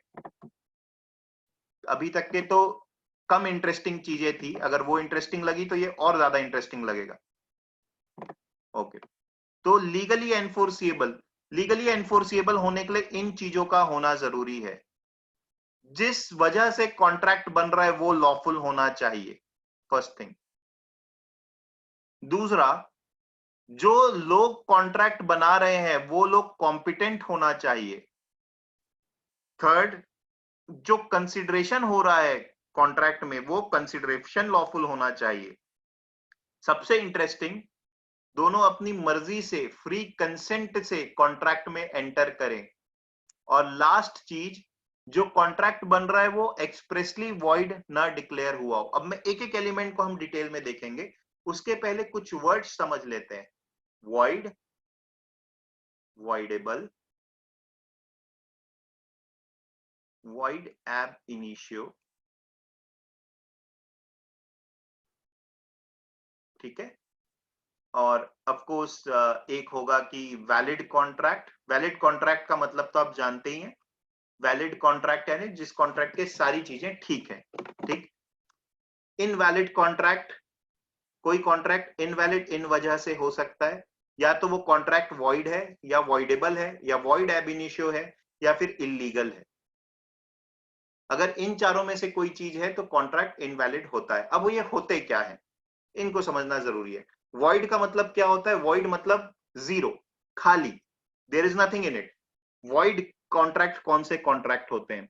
जो कोर्ट बोल चुका है कि इस तरीके का कोई भी कॉन्ट्रैक्ट जो होगा वो वॉइड होगा, उस वो कॉन्ट्रैक्ट्स को हम बोलते हैं वॉइड। वॉइड कोर्ट के सेंस में होता है ऐसी चीजें विच आर नॉट परमिसिबल, वो इलीगल है इस वजह से नहीं, बट मॉरली सही नहीं है करना। सो फॉर एग्जाम्पल कोर्ट ये बोलता है any contract that goes against your fundamental right is void, मतलब कोर्ट उसको एंटरटेन ही नहीं करेगा। ऐसा कोई भी कॉन्ट्रैक्ट जो आपके फंडामेंटल राइट्स को कम कर रहा है वो कॉन्ट्रैक्ट बन ही नहीं सकता है। अगर वो बना है तो उसका कानूनी कोई स्टैंड ही नहीं है। मतलब law will say boss this contract is not at all valid, this is void, zero contract, इसके सारे टर्म्स एंड कंडीशन जीरो हो गए, ठीक है, या वो वाला जीरो हो गया जो फंडामेंटल राइट्स के अगेंस्ट में जा रहा है। तो इस तरीके की जो चीजें हैं ना कि आपने लिख करके किसी से साइन कॉन्ट्रैक्ट साइन करा लिया, आपने किसी को 10 लाख रुपए लोन में दिए थे और आप साइन करा लिए 10 लाख रुपए मुझे 1 साल में वापस नहीं दिया तो तू जिंदगी भर मेरी गुलामी करेगा, ये कॉन्ट्रैक्ट वॉइड है। क्यों वॉइड है? क्योंकि गुलामी is against the fundamental right, it is prohibited against the fundamental right of a person, ठीक है। वो पहले हुआ करता था, उसको छोड़ो, अभी तो नहीं है, तो द कॉन्ट्रैक्ट इज वॉइड। ऐसे कॉन्ट्रैक्ट की कोई वैलिडिटी नहीं रहेगी। वो 10 लाख रुपए नहीं दिया तो आप उसको गुलाम नहीं बना पाओगे, that is what it means to say, that is void, zero contract.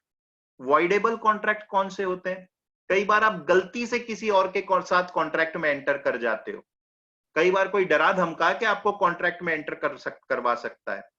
इस केस में कोर्ट बोलती है अगर चाहो तो आप कॉन्ट्रैक्ट से बच के निकल सकते हो। वॉइडेबल मतलब होता है अवॉइडेबल। जिस समय ये प्रूव हो गया कि आप गलती से कॉन्ट्रैक्ट में एंटर कर गए थे, ठीक है, आप इस कॉन्ट्रैक्ट से बच के निकल सकते हो। वॉइडेबल मतलब आप अवॉइड कर सकते हो, आपको टर्म्स एंड कंडीशन फुलफिल नहीं करना पड़ेगा, आप अवॉइड कर सकते हो। वो हम पढ़ेंगे, फ्री कंसेंट के केसेस में होता है। वॉइड एब इनिशियो क्या होता है? कॉन्ट्रैक्ट जब बना था सब चीजें ठीक थी, बट बाद में पता चला कि जिसके साथ कॉन्ट्रैक्ट है वो माइनर है।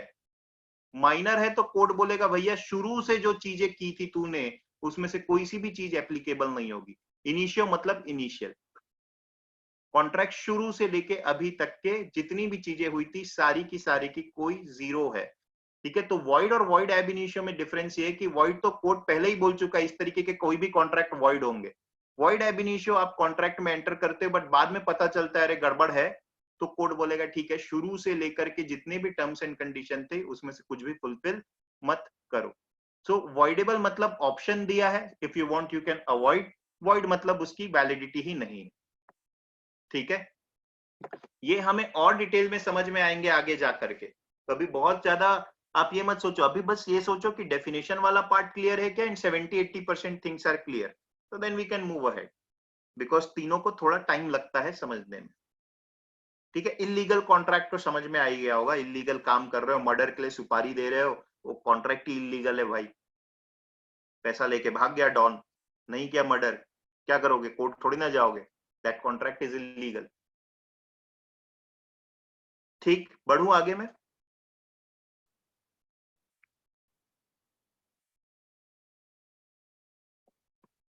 ओके, सबसे पहले अपन देखते हैं लॉफुल कंसिडरेशन को, ठीक है।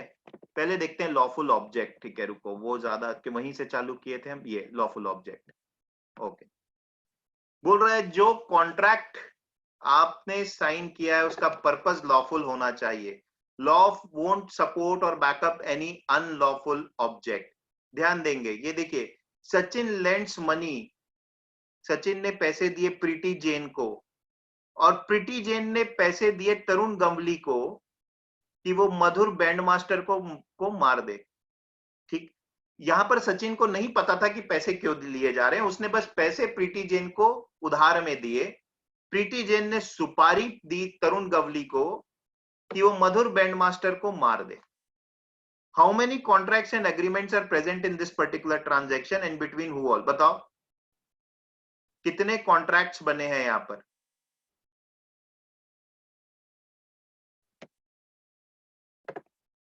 तीन कॉन्ट्रैक्ट है।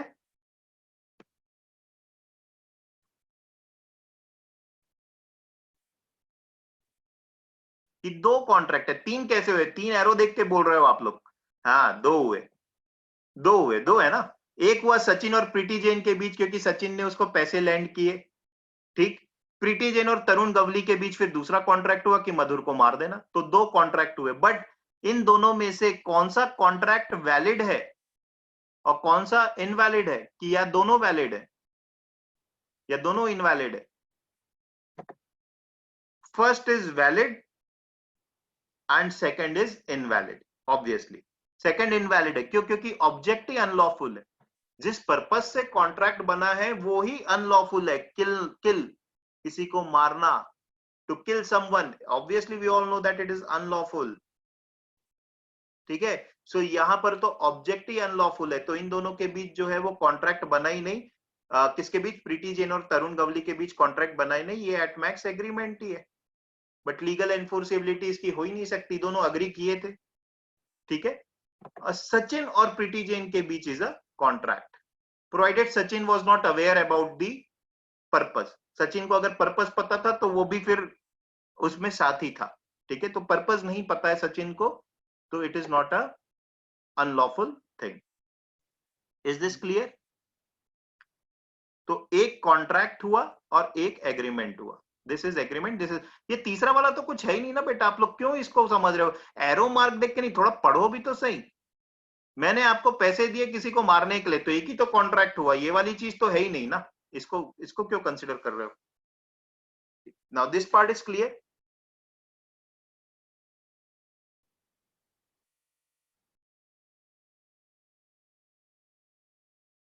Only two people are saying yes to me, Payal and Apeksha. Okay, great. बढ़ जाए ना आगे, सब पार्टिसिपेट करोगे तो अच्छा रहेगा।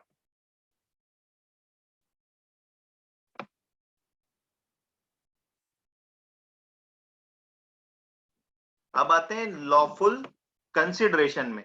ये भी बड़ा सिंपल है ना।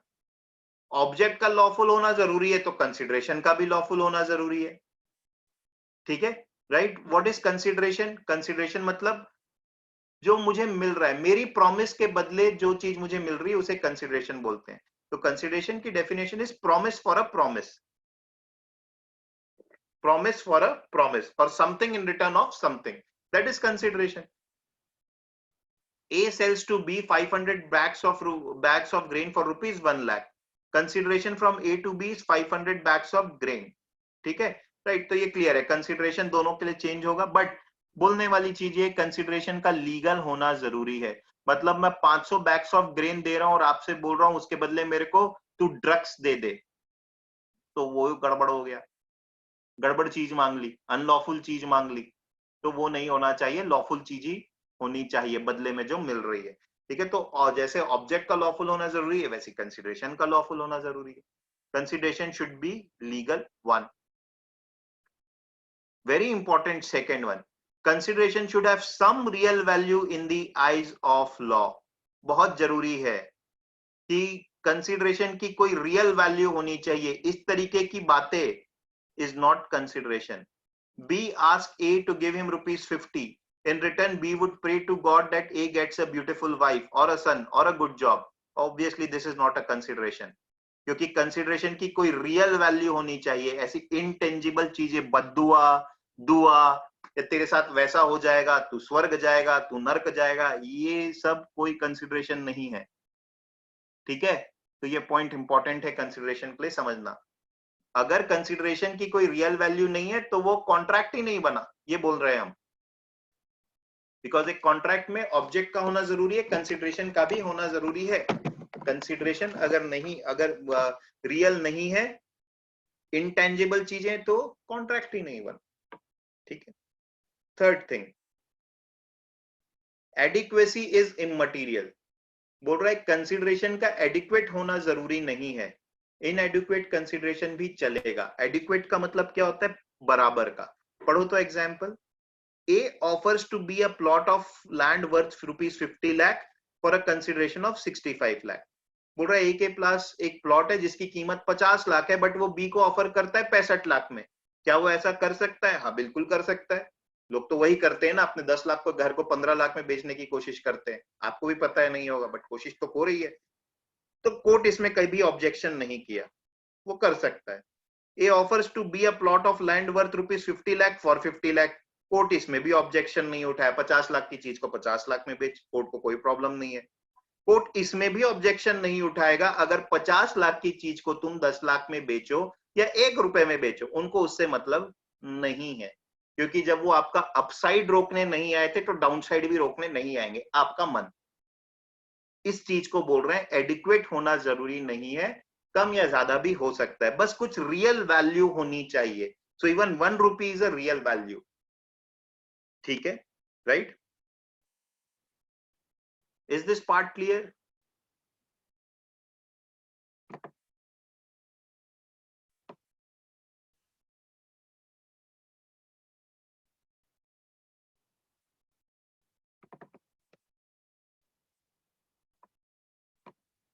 ओके, नेक्स्ट इसी कंसिडरेशन का एक बड़ा इंपॉर्टेंट एक्सेप्शन है, इसको बोलते हैं यूनिलेटरल प्रॉमिस या प्रॉमिसरी एस्टोपल।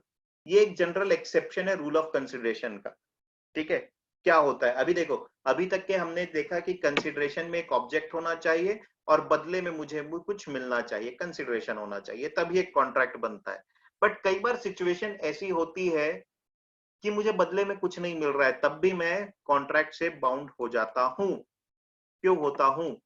क्योंकि ये ऐसे सिचुएशन है, when one person does something at the instance of another, then it becomes a valid consideration. मेरे बोलने पर अगर किसी ने कुछ काम किया है, भले मुझे कुछ नहीं मिल रहा था, मेरे बोलने पर अगर किसी ने कुछ काम किया है तो वो वैलिड कंसिडरेशन हो जाता है, उसका काम इटसेल्फ इज अ कंसिडरेशन। ये वाला एग्जाम्पल पढ़ो, ये वाला एग्जाम्पल पढ़ो, ऑल्दो ये इस केस इसमें फर्स्ट वाला पढ़ो, फिर मैं बताता हूं।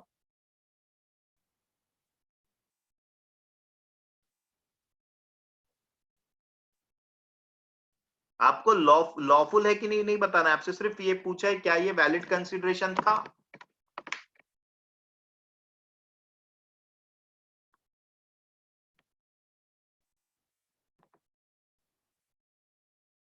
ऊर्जा क्वेश्चन ध्यान से पढ़ो, आपसे ये नहीं पूछ रहा है कि कोर्ट जा सकते हो कि नहीं जा सकते, आपसे सिर्फ ये पूछ रहा है क्या ये कंसिडरेशन वैलिड था। अपन ने अभी तो बताया ना कंसिडरेशन क्या है, प्रॉमिस फॉर अ प्रॉमिस के अलावा ये भी है, अगर मेरे बोलने पर किसी ने कुछ काम किया है तो इट बिकम्स अ कंसिडरेशन। तो वही चीज यहां पर हुई, it is a consideration. Yes yes, it is a consideration. However why this rule is very important is because of these kind of things जो कम्युनिटी में होती है और बहुत लोग बेवकूफ बनाते हैं, और इसी वजह से ये इंपॉर्टेंट हो जाता है। पढ़ो एग्जाम्पल 2 चैरिटी वर्क्स, अब आपको समझ में आ जाएगा ये क्यों जरूरी है।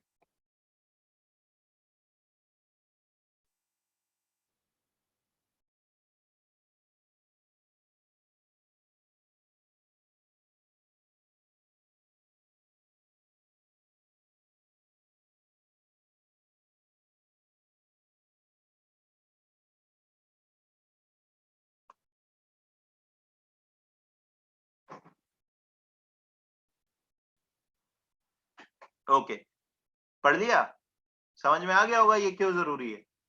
ठीक है, तो क्या हो रहा है यहाँ पर, ए को कम्युनिटी हॉल बिल्ड कराना था, वो बी के पास गया, बी ने प्रॉमिस किया ठीक है कम्युनिटी का हॉल बना लो, मैं 50,000 रुपए दे दूंगा। हॉल बन गया, बी बोल रहा है पैसे नहीं दूंगा, तो B can not do it. B refuse saying there was no consideration, B can not do it. क्यों? क्योंकि उसने प्रॉमिस किया था कि मैं बाद में दे दूंगा, उसकी प्रॉमिस के भरोसे पर किसी और ने कुछ काम किया, भले उसे पर्सनली कुछ नहीं मिल रहा है क्योंकि कम्युनिटी हॉल है, कम्युनिटी हॉल है मतलब उसका खुद का नहीं है, चैरिटी वर्क है, बट स्टिल वो ये नहीं बोल सकता कि मुझे तो कुछ नहीं मिल रहा है, बिकॉज उसके बोलने पर ही ए ने काम किया था।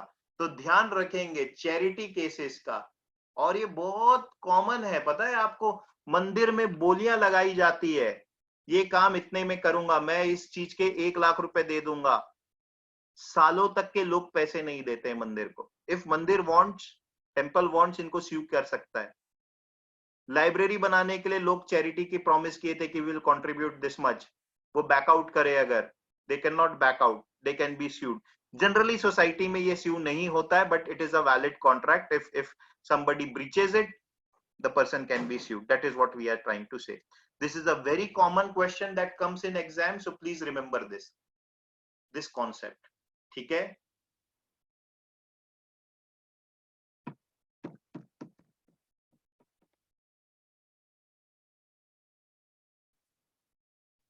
Yashika did not get your question. If it is personal, there is a valid consideration. इसका मतलब समझ में नहीं आया। Question क्या है, doubt क्या है, वो समझ नहीं आया। If you can just elaborate more.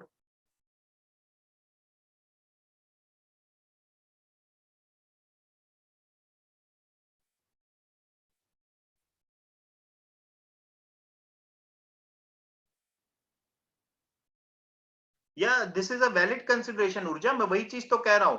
आप लोग रटने की कोशिश मत करो ना कि ये वर्ड है तो ये वैलिड कंसिडरेशन तो है ना। वही तो क्या है कि he cannot refuse, B cannot refuse, valid consideration है, यूनिलैटरल प्रॉमिस है। ठीक है, समझ में आया ना? एकदम कॉमन सेंसिकल वे में समझने की कोशिश करो, टेक्निकलिटीज में भी मत जाओ। ऊर्जा क्लियर? याशिका तुम्हारा डाउट एक बार फिर से मेरे को बता दो, तो मेरे को क्वेश्चन समझ नहीं आ रहा है। ठीक है ना ऊर्जा, कोई प्रॉब्लम तो नहीं? ठीक है, okay sir, I mean if it is a personal offer between two people then it is a valid consideration. If it is a charity so it is not a valid ना बेटा, मैं वही चीज तो कह रहा हूं, ये भी वैलिड कंसिडरेशन है, चैरिटी भी। भाई क्या आप क्वेश्चन, ठीक फिर से मैं समझा देता हूं, इतना क्लियर तो है ये। ए बी के पास गया कि मुझे फंड्स की जरूरत है, मैं चैरिटी कम्युनिटी हॉल बनाना चाहता हूं। बी बोला ठीक है, मैं 50,000 रुपए दे दूंगा, तुम काम चालू करो। ए ने काम चालू कर दिया। बी बाद में पैसे के लिए गया, सॉरी, बी के पास जब बाद में पैसे के लिए गए तो बी रिफ्यूज कर दिया कि there was no consideration, decide. तो हम क्या बोलेंगे? There was consideration. Why there was consideration? Because B के बोलने पर ही ए ने काम चालू किया था। ठीक है, बी के बोलने पर ही ए ने काम चालू किया था, तो there was a valid consideration. ठीक है, डेफिनेशन देखो ना, यहां पर लिखा है। कंसिडरेशन में ये भी आता है, प्रॉमिस फॉर अ प्रॉमिस तो आता ही है, बट ये भी आता है कि मेरे बोलने पर अगर किसी ने कुछ किया है तो I will be liable for it. ठीक है, राइट?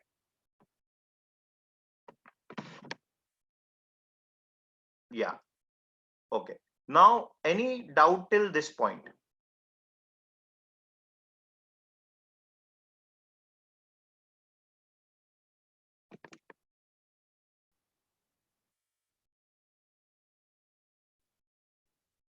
ओके, रुद्रांश तुम 15 मिनट बाद आए थे, बट मेरे ख्याल से बात की चीजें तो समझ में आ ही गई होंगी।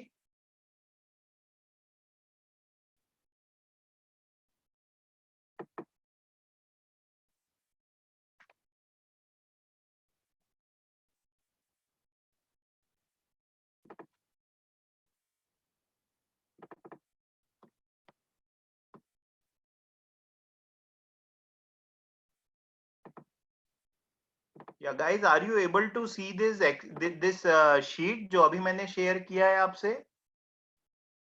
ये दिख रहा है ना आपको? ठीक है, तो जो लोग पहले से अभी आ रहे हैं उनको पता है कि मैं मंथ के शुरू में आपको असाइनमेंट दे देता हूं।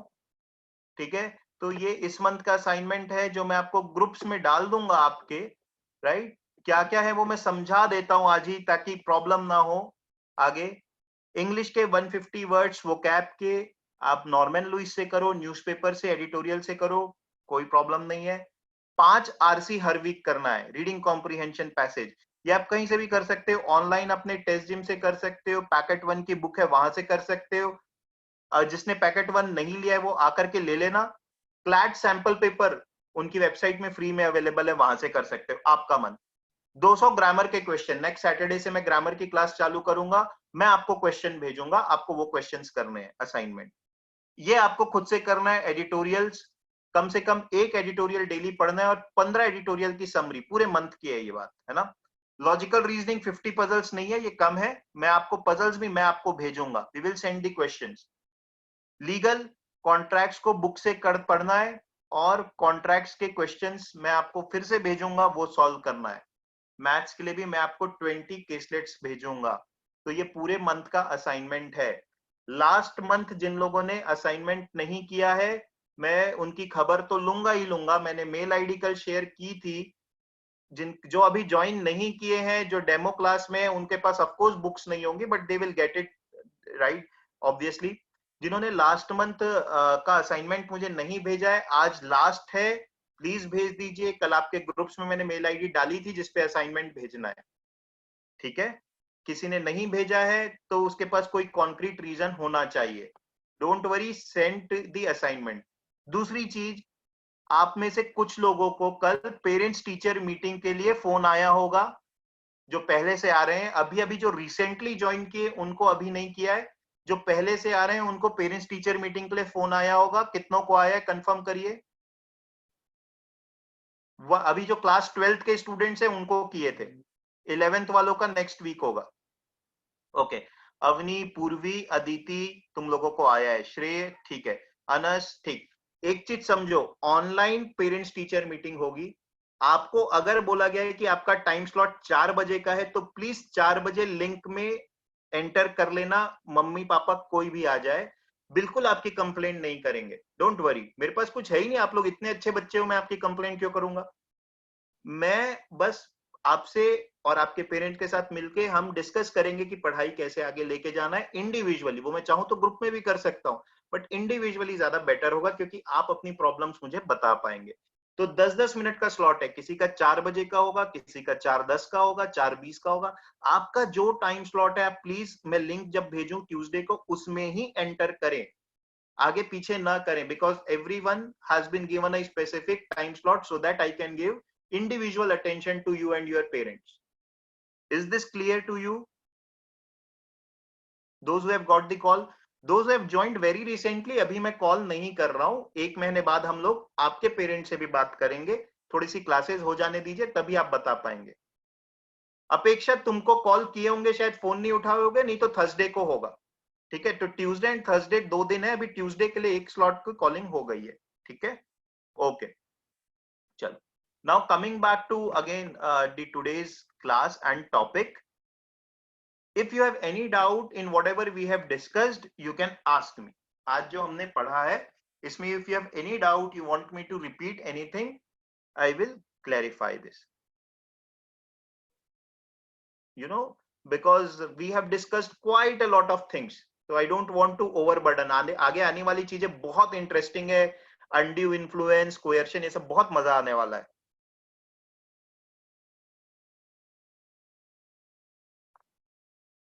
अवनी, मैथ्स का डाउट है आपको तो आप ना हमें भेज दो या शशांक सर को भेज दो, हम में से कोई भी आपको क्लियर करके भेज देगा, ठीक है।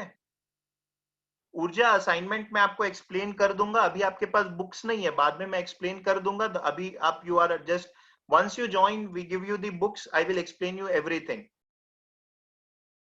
Right, don't worry. I will मैं आपको आज ये असाइनमेंट जो दिखाया ना, ये आपके ग्रुप्स में डालने वाला हूं, तो आप उसको देख लीजिएगा, उससे समझ में आ जाएगा, नहीं तो आप पूछ लीजिएगा, कोई भी पूछ सकता है, कोई प्रॉब्लम हो तो, ठीक है।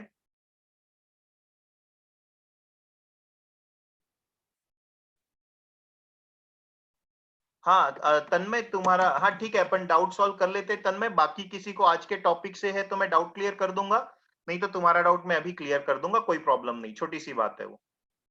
आंचल, कॉम्पिटेंसी ऑफ द पार्टीज का मतलब ये होता है कि जो 2 पार्टीज कॉन्ट्रैक्ट में एंटर कर रहे हैं ना, वो कॉम्पिटेंट होना चाहिए। कॉम्पिटेंट का मतलब होता है वो एक तो माइनर नहीं होना चाहिए, 18 साल से कम वाले लोग कॉन्ट्रैक्ट के लिए सुटेबल नहीं माने जाते, कॉम्पिटेंट नहीं माने जाते, क्योंकि मैच्योरिटी नहीं होती। इस चीज को आगे मैं ऑल्दो कराऊंगा, बट तुमने पूछ लिया है तो बता देता हूं।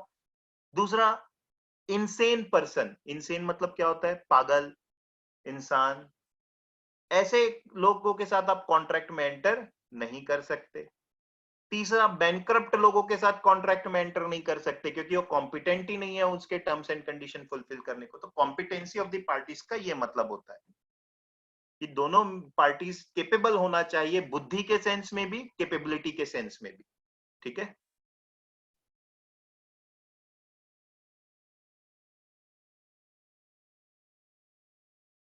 Okay, so those who have been attending demo classes, please before next class you need to tell us कि क्या करना है, ठीक है। You still have 4 days 5 days time, तो बता दीजिएगा उसके पहले, ठीक है।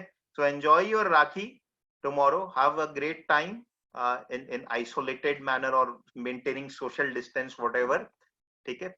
जिसको डाउट है वो रुक जाए, बाकी लोग लीव कर सकते हैं। ओके, तन्मय तुम्हारा क्या डाउट था? फॉल्स इम्प्रिजनमेंट और असॉल्ट। सेम टू यू अपेक्षा, हैप्पी फ्रेंडशिप डे। या देखो तन्मय, यार रुद्रांश मैं रिकॉर्डिंग भेज दूंगा, आप टेंशन मत लो।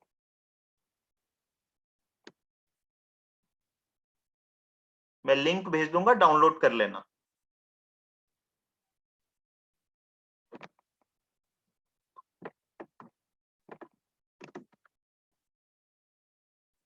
तन्मय अनम्यूट हो जाओ जरा। हाँ ठीक है। समाद्रिता मेरे को आप ट्यूसडे को रिमाइंड करा देना, टॉट पीपीटी मैं डेफिनेटली सेंड कर दूंगा, ठीक है। प्लीज समाद्रिता ट्यूसडे को, ओके। हाँ तन्मय क्या डाउट है, अब बोलो तो। असॉल्ट से तुम्हें क्या समझ में आया था? सर मैं अभी वो डॉट्स में बुक जो थी उस बुकलेट से पढ़ा तो उसका जो डेफिनेशन था वही समझ नहीं आया ठीक से। अच्छा देखो, लास्ट क्लास में अपन किए थे असॉल्ट और बैटरी, है ना, लास्ट टाइम जब क्लास थी। तो असॉल्ट का मतलब क्या होता है? अपने ऐसे एक्शंस करना, ऐसे जेस्चर्स दिखाना जिससे सामने वाले के मन में डर पैदा हो कि उसके साथ कुछ गड़बड़ होने वाली है। एप्रीहेंशन का मतलब होता है गड़बड़, समझ में आया? तो फॉर एग्जाम्पल किसी को मैं चाकू निकाल के घूर के देख रहा हूँ और ऐसे जेस्चर से ऐसा लग रहा है जैसे उसको मारने वाला हूँ, भले मेरे मारा रही है, मारने वाला हूँ, तो दैट इज असॉल्ट। समझ में आया? Yes sir. ठीक है, क्लियर है ये? Yes sir. तो मियर मैं किसी को गाली बक रहा हूँ, गंदी गंदी गुस्सा दिखा रहा हूँ, ये असॉल्ट नहीं है। असॉल्ट थोड़ा सा मतलब हायर डिग्री का होना चाहिए, किसी के भी मन में डर पैदा हो कि मेरे साथ कुछ गड़बड़ होने वाली है। किसी का पीछा कर रहा हूँ पागलों जैसे, तो पीछा कर रहा हूं तो कोई भी डरेगा ना कि कुछ गड़बड़ हो सकता है, तो that is assault, right? False imprisonment क्या होता है? गलत तरीके से किसी को कैद करके रख लेना इज फॉल्स इम्प्रिजनमेंट, ठीक है। Even that is a crime, got it? Yes sir. तो अब घर में किसी को बंद कर देना, यस सर, फॉल्स इम्प्रिजनमेंट हो गया, ठीक है। तो दोनों में ये डिफरेंस है। Thank you sir. या सर एक और एक डाउट था। हाँ सर ये आपने उसमें लिखा था एनी लीडिंग न्यूज़पेपर, तो न्यूज़पेपर से पढ़ना जरूरी है क्या एडिटोरियल? किससे पढ़ोगे? तो सर नेपली। जिससे भी पढ़ना है पढ़ते रहो, कोई प्रॉब्लम नहीं। सर न्यूज़पेपर का समझ ही नहीं आता है। ठीक है ना, कंटेंट जैसा आपको ठीक लगे। Yes, thank you sir. Bye. Okay, Yashika, your question is just wanted to confirm what void contract is decided by the court, right? Yeah, it will be decided by the court. जरूरी नहीं कि beforehand सारे void contracts defined है, ठीक है, but उसको decision तो court ही लेगा कि ये contract void है क्या। Okay, I saw that A made B sign papers unknowingly, so this will be void contract then? No, unknowingly है तो क्या होगा पता है? ये मैं नेक्स्ट क्लास में कराने ही वाला हूँ, नेक्स्ट टाइम जब कॉन्ट्रैक्ट की क्लास होगी। तो इसमें क्या होता है कि ये वॉइडेबल होता है, यानी बी के पास ऑप्शन रहेगा कि उसको ओके लग रहा है तो उस कॉन्ट्रैक्ट के टर्म्स एंड कंडीशन को फुलफिल करे, अदरवाइज वो अवॉइड करके निकल जाए, वो होता है वॉइडेबल, ठीक है।